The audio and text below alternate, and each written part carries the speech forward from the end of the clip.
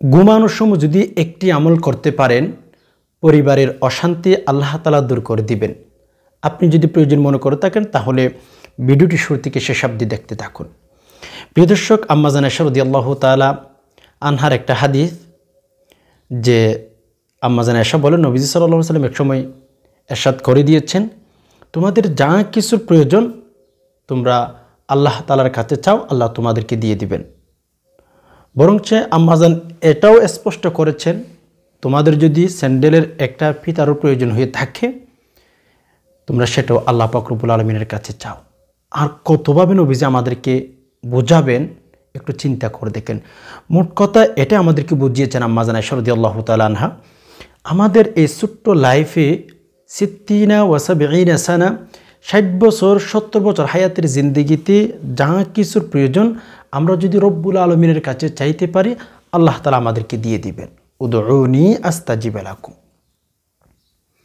আসুন আমরা যখনই কোনো জিনিস চাইব, অশান্তির মধ্যে থাকব, পরিবার নিয়ে টেনশনের মধ্যে থাকি, তখন আমরা আল্লাহ তাআলার কাছে বেশি বেশি দোয়া করব। কেন না ভাই, আল্লাহ তো আল্লাহ। আল্লাহ তাআলার কাছে চাইলে বান্দা অনেক অনেক খুশি হন আল্লাহ। কেননা আপনার ছোট্ট বাবু যদি আপনাকে আব্বু আব্বু, আম্মু আম্মু করে, কেমন জানি আপনার কলিজার মধ্যে আঘাত লেগে যায়, মোহাব্বতের ধাক্কা লেগে যায়। তেমনিভাবে কোনো বান্দা যদি আল্লাহ পাক রব্বুল আলামিনের কাছে চাই, তাওবা করে, অনেক অনেক বেশি খুশি হয়। আল্লাহ তো আল্লাহ। আল্লাহ কেমন জানেন? রাসূলুল্লাহ সাল্লাল্লাহু আলাইহি সাল্লামের একজন গ্রাম্য সাহাবী নবীজির কাছে আসলেন। গ্রাম্য সাহাবী নবীজির সাথে কেমনি কথা বলতে হয়, নিয়ম কানুন পদ্ধতি জানে না। দেখুন তো আমাদের গ্রামের মধ্যে অনেক মানুষ যখন আসে, তারা বড় লোকের সাথে বা সম্মানী ব্যক্তির সাথে কীভাবে কথা বলতে হয় সে কোয়ালিটি, সে স্টাইল তারা জানে না বা সম্মান দিতে জানে না।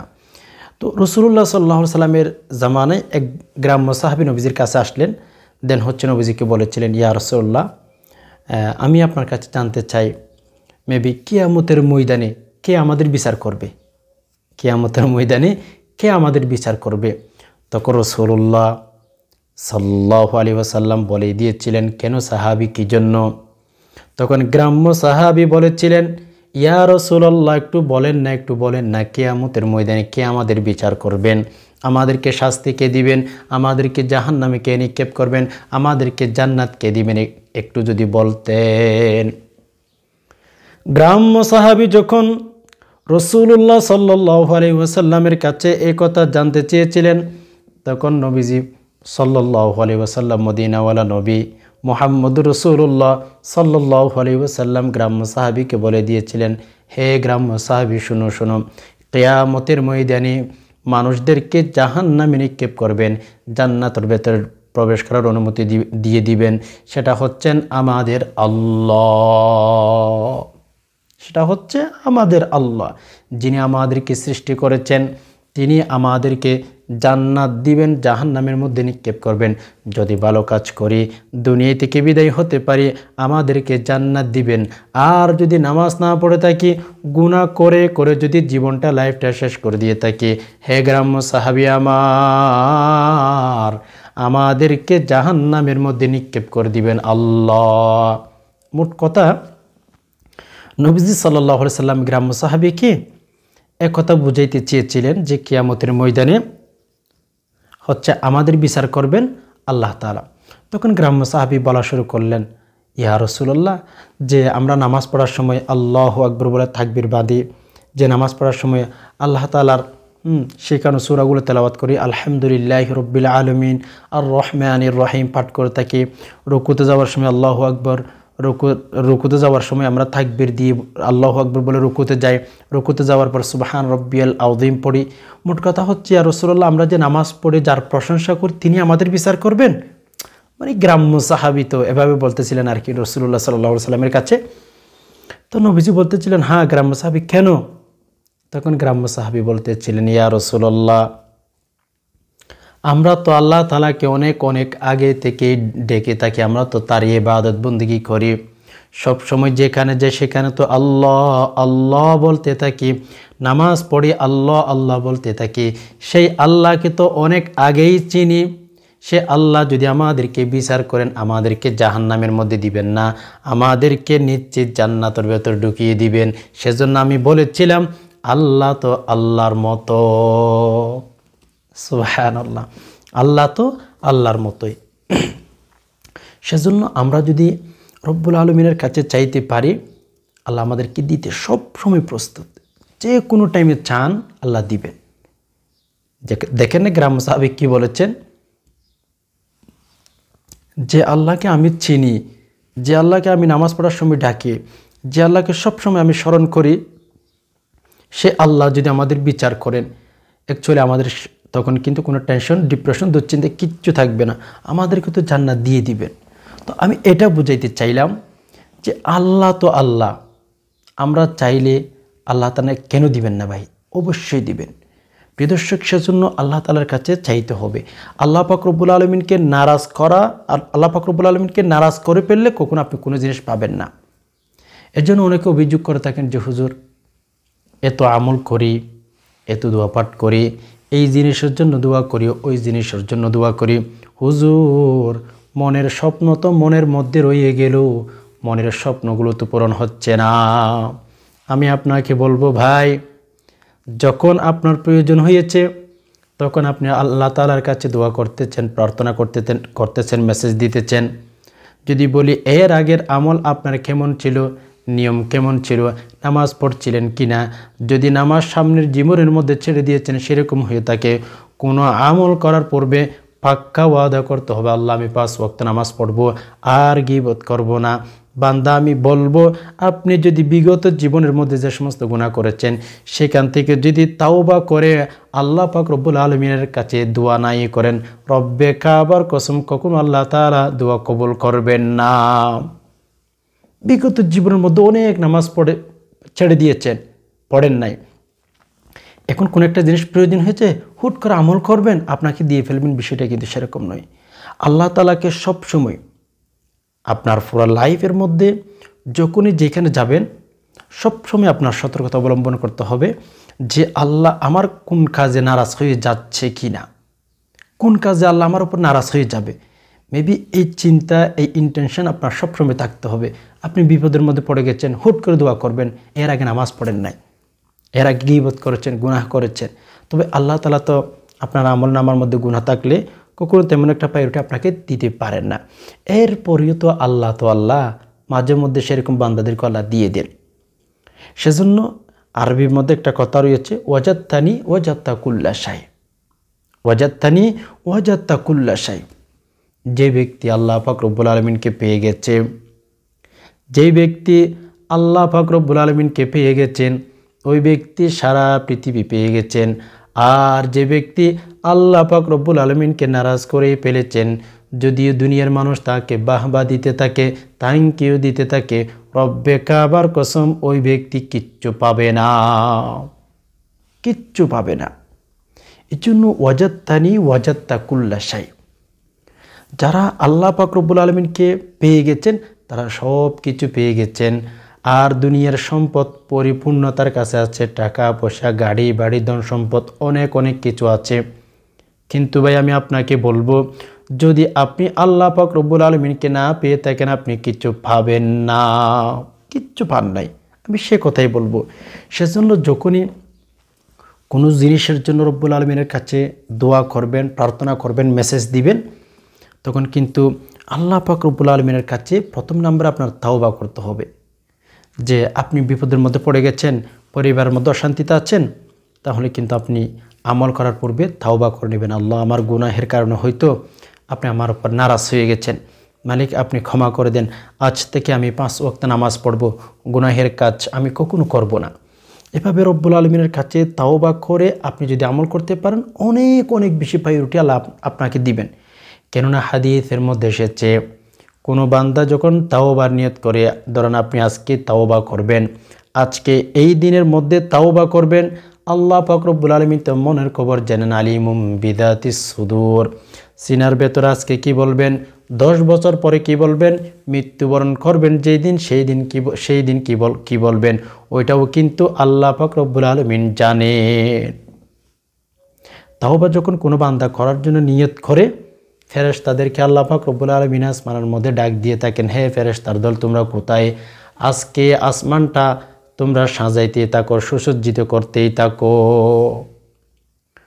আল্লাহ পাক রব্বুল আলামিনের কাছে ফেরেশতাগণ জিজ্ঞেস করেন, মালিক কি হয়েছে আজকে, কি জন্য আমরা আসমানটা পরিপূর্ণভাবে সুসজ্জিত করব, সাজাইতে থাকবে, একটু যদি বলতেন আল্লাহ। তখন ফেরেশতাদেরকে আল্লাহ পাক রব্বুল আলামিন বলে থাকেন, হে ফেরেশতারা তোমরা জানো না আমার এক বান্দা আজকে তাওবা করবে, তার জন্য আমি আসমানটা সাজাইতেছি। আসমান সাজাইতে থাকে আমাদের জন্য তাওবা করলে। প্লিজ সেজন্য যদি আপনি শরীরের মধ্যে কোনো একটা জায়গার মধ্যে ব্যথা পেয়ে থাকেন, চিন্তা করবেন ব্যথা পাওয়ার আগে কোন কাজটি করেছেন, কোন আমলটি করেছেন, চিন্তা করবেন। কারণ আপনি ব্যথা পেয়েছেন কী জন্য? কোনো কারণে তো আপনি ব্যথা পেতে পারেন না।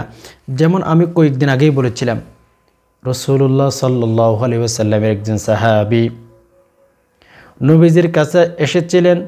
হঠাৎ করে তার মুখটা এদিক থেকে এদিকে আনার সময় মুখের মধ্যে ধাক্কা খেয়ে ফেলেছিল, একটু কষ্ট পেয়েছিল। একটু চিন্তা করবেন, তখন রাসূলুল্লাহ সাল্লাল্লাহু আলাইহি ওয়াসাল্লামকে বলে দিয়েছিলেন, ইয়া রাসূলুল্লাহ, ইয়া হাবিবাল্লাহ, আমার চেহারাটা এই পাশে ছিল, এই পাশে আসার সময় আমি কী জন্য ধাক্কা খেয়েছি, একটু কষ্ট পেয়েছি, দেওয়ালের মধ্যে বাড়ি খেয়েছি। তখন রাসূলুল্লাহ সাল্লাল্লাহু আলাইহি ওয়াসাল্লাম সাহাবীকে বলেছিলেন, হে আমার সাহাবী, শোনো, তুমি যে দেওয়ালের সাথে ধাক্কা খেয়েছো, ধাক্কা খাওয়ার পর তোমার ধাক্কা খাওয়ার আগে কি কাজটি তুমি করেছো একটু আমাকে বলো। ধাক্কা খাওয়ার আগে কি কাজটি করেছো ওইটা বলো, না হয় তুমি ধাক্কা খেয়েছো তো খেয়েছো কী জন্য? ধাক্কা খাওয়ার তো কোনো প্রশ্নই আসে না, ঠিক আছে? তখন রাসূলুল্লাহ সাল্লাল্লাহু আলাইহি ওয়াসাল্লামের সাহাবী রাসূলুল্লাহকে বলেছিলেন, ইয়া রাসূলুল্লাহ, আমি যে রাস্তা থেকে আসার সময় আমার দুইটা চোখ হঠাৎ করে এক নারীর দিকে চলে গিয়েছিল, মনে হয় সেজন্য। সাথে সাথে রাসূলুল্লাহ সাল্লাল্লাহু আলাইহি ওয়াসাল্লাম বলে দিয়েছিলেন, হ্যাঁ সাহাবী, শুনো, তুমি যে বেপরদানার দিকে তাকিয়েছ সেজন্য আল্লাহ পাক রব্বুল আলামিন দুনিয়াতে তাক অবস্থায় তোমাকে শাস্তি দিয়ে ফেলেছেন, কিন্তু কিয়ামতের ময়দানে খবরের মধ্যে তোমাকে এই জন্য শাস্তি দেওয়া হবে না, এটা দুনিয়ার মধ্যে শাস্তি হইয়া গেছে, আল্লাহ পাক রব্বুল আলামিন তোমাকে আর শাস্তি দিবে না। বুঝতে পেরেছেন?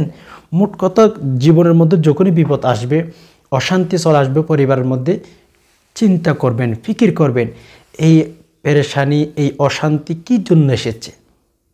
আমি কোথাও না কোথাও আল্লাহ এবং রসুল নারাজ হয়ে যায় সেরকম কাজ করতেছে, না হয় অশান্তি আসার কোনো কারণই আসে না। অশান্তি আসবে কেন? আসলিম তাসলিম, ইসলাম ধর্ম গ্রহণ করলে মানুষদেরকে আল্লাহ শান্তি দিয়ে থাকেন। সো এখন ইসলাম ধর্ম গ্রহণ করেছেন, বরঞ্চ আপনি অশান্তিতে জীবন কাটাচ্ছেন, তাই না? তো এই জন্য যখনই অশান্তি চলে আসবে পরিবারে, যখনই জীবনের মধ্যে দুঃখ কষ্ট নেমে আসবে, আমাদের উচিত কোথায় আমরা ভুল করতেছি ওইটাকে বের করা। শুধু আল্লাহ তাআলার দিকে আপনি আঙ্গুল তুললে কিন্তু হয় না। কুরআনুল কারীমের মধ্যে আল্লাহ পাক রব্বুল আলামিন বলে দিয়েছেন, আমি পৃথিবীর কোনো বান্দার উপর জুলুম করি না। ভালো করে বুঝবেন। তো কেন বিপদ এসেছে? হয়তো সেরকম কোনো অপরাধ করেছেন, আল্লাহ তাআলা আপনাকে বিপদ দেওয়ার কোনো মানেও হতে পারে না। সেজন্য সম্মানিত দিনী ভাই বোন, এরপরেও আমরা যদি আল্লাহ পাক রব্বুল আলামিনের একটি গুণবাচক নাম ঘুমানোর পূর্বে নিয়ম অনুযায়ী পাঠ করতে পারি, আমাদের পরিবারে যে সমস্ত অশান্তি রয়েছে আল্লাহ পাক রব্বুল আলামিন সকল অশান্তি দূর করে দিবেন। সুবহানাল্লাহ। প্লিজ অবশ্যই আল্লাহ পাক রব্বুল আলামিনের উপর পরিপূর্ণ বিশ্বাস নিয়ে যে কোনো আমল করবেন। দেখেন অনেকে আমল করেন আল্লাহ তাআলার উপর পরিপূর্ণ বিশ্বাস রাখতে পারেন না। ওয়ামান ইয়াতাওয়াক্কাল আলাল্লাহি ফাহুয়া হাসবু। যে সমস্ত নারী এবং পুরুষ আল্লাহ পাক রব্বুল আলামিনের উপর পরিপূর্ণ তাওয়াক্কুল করবে, ভরসা করবে, আল্লাহ তাআলা তার জন্য যথেষ্ট হয়ে যায়। সেজন্য যখনই যে কোনো আমল করবেন পরিপূর্ণ বিশ্বাস নিয়ে আমল করবেন, ইনশাআল্লাহ ঠকবেন না। সম্মানিত দিনী ভাই বোন, আল্লাহ পাক রব্বুল আলামিনের যে গুণবাচক নাম ৯৯টি রয়েছে, এগুলো কিন্তু আমরা অনেকেই জানি না। আবু হুরায়রা রাদিয়াল্লাহু তাআলা আনহু বলেন, যে সমস্ত নারী পুরুষ আল্লাহ পাক রব্বুল আলামিনের গুণবাচক ৯৯টি নাম মুখস্থ করেই ফেলবে, আল্লাহ তাআলা তাকে জান্নাতের ভেতর ঢুকিয়ে দিবেন। আর হাজার হাজার নারী পুরুষ আমরা কিন্তু বসে থাকি, সারা দিন সারা রাত ইন্টারনেট বিচরণ করতেই থাকি, 1 MB খরচ করে, 2 MB খরচ করে। আল্লাহ পাক রব্বুল আলামিনের যে গুণবাচক 99টি নাম রয়েছে, এই নামগুলো আমরা খুঁজতে পারি না, পড়তে পারি না। বাংলার মধ্যে আমরা গুণবাচক নামের অর্থগুলো দেখতে পারি না, অথচ সারা রাত ইন্টারনেট বিচরণ করতে থাকি। মেরে দোস্ত, আল্লাহ পাক রব্বুল আলামিনের গুণবাচক নামের কিন্তু অনেক অনেক ফজিলত রয়েছে। যেমন আমি যদি বলি ওয়ালিল্লাহিল আসমাউল হুসনা ফাদউহু বিহা, আল্লাহ পাক রব্বুল আলামিন বলেন, হে নারী হে পুরুষ, তোমরা আমার কাছে সুন্দর সুন্দর গুণবাচক নাম দিয়ে দোয়া করো, আমি তোমাদের দোয়া কবুল করেই নেব। সেজন্য যখনই পরিবারের মধ্যে অশান্তি আসবে, চিন্তা করবেন কোথাও না কোথাও আল্লাহ পাক রব্বুল আলামিন নারাজ হয়ে যে সেরকম কাজ করতেছেন, সেগুলো ছেড়ে দিয়ে আজকের আমলটি করবেন। এর আগে হচ্ছে দেখেন আমরা কিভাবে আমল করব সেই নিয়মটা পরে জেনে নেব। আল্লাহ পাক রব্বুল আলামিনের একটু গুণবাচক নাম 2-1বার সহি শুদ্ধভাবে উচ্চারণ করেন, নামটি সহি শুদ্ধভাবে শিখতে হবে। আল্লাহ পাক রব্বুল আলামিনের গুণবাচক নামটি হচ্ছে ইয়া মুইজ্জু, ইয়া মুইজ্জু, খেয়াল করেন, ইয়া মুইজ্জু, ইয়া মুইজ্জু, ইয়া মুইজ্জু, ইয়া মুইজ্জু। এ হচ্ছে আল্লাহ পাক রব্বুল আলামিনের গুণবাচক নাম। তো দেখেন আমল করার নিয়ম হচ্ছে, যখন আপনি ঘুমাইতে যাবেন যদি পারেন উজু করবেন ভাই। উজু করে আমল করলে আল্লাহ পাক রব্বুল আলামিন সেই আমলটাকে একটু বেশি প্রায়োরিটি দিয়ে থাকেন। হচ্ছে দেখেন উজু করার পরে আপনি হচ্ছে 3 বার দুরূদ শরীফ পাঠ করবেন, সাল্লাল্লাহু আলাইহি ওয়াসাল্লাম, সাল্লাল্লাহু আলাইহি ওয়াসাল্লাম, সাল্লাল্লাহু আলাইহি ওয়াসাল্লাম, অথবা আল্লাহুম্মা সাল্লি আলা মুহাম্মাদ, আল্লাহুম্মা সাল্লি আলা মুহাম্মাদ, আল্লাহুম্মা সাল্লি আলা মুহাম্মাদ। 3 বার দুরূদ শরীফ পাঠ করার পরে যদি পারেন দুরূদ ইব্রাহিম পাঠ করবেন, যেটি আমরা নামাজের মধ্যে পড়ে থাকি, মেডিং মদিনা আর কি, মানে মেডিং মদিনা মানে দুরূদ ইব্রাহিম, যেটি আমরা নামাজের মধ্যে পাঠ করে থাকি। ওটা সরাসরি রাসূলুল্লাহ সাল্লাল্লাহু আলাইহি ওয়াসাল্লামের শিখানো দুরূদ, যদি পারি ওইটা পাঠ করবেন। 3 বার দুরূদ শরীফ পাঠ করার পরে ইয়া মুইজ্জু, ইয়া মুইজ্জু, ইয়া মুইজ্জু, ইয়া মুইজ্জু, এভাবে হচ্ছে 21 বার পাঠ করবেন। ইয়া মুইজ্জু প্রথম নম্বরে বলেছিলাম 3 বার দুরূদ শরীফ, ভালো করে বুঝবেন। 3 বার দুরূদ শরীফ পাঠ করার পরে আল্লাহ পাক রব্বুল আলামিনের গুণবাচক নামটি ইয়া মুইজ্জু, ইয়া মুইজ্জু হচ্ছে 21 বার পাঠ করবেন। 21 বার পাঠ করার পরে আবার 3 বার দুরূদ শরীফ পাঠ করবেন। 3 বার দুরূদ শরীফ পাঠ করার পরে আল্লাহ তাআলার কাছে দোয়া করবেন প্রত্যেক দিন রাত, আল্লাহ পরিবার নিয়ে অশান্তির মধ্যে আছে, আল্লাহ আপনি তো ইজ্জত দেনওয়ালা, আপনি তো মানুষের দিল পরিবর্তনকারী, আল্লাহ মানুষের জীবনের মধ্যে শান্তি আর অশান্তি আপনার তরফ থেকে এসে থাকে, আল্লাহ অনেক অশান্তির মধ্যে আছে, আল্লাহ আপনি আমার পরিবারের অশান্তিগুলো দূর করে দিন।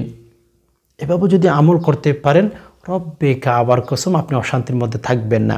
আপনি যদি চান 21 দিন আমলটি করতে পারেন, ঠিক আছে না? শুধুমাত্র আপনি যে ঘুমানোর সময় করবেন বিষয়টা কিন্তু সেরকম নয়।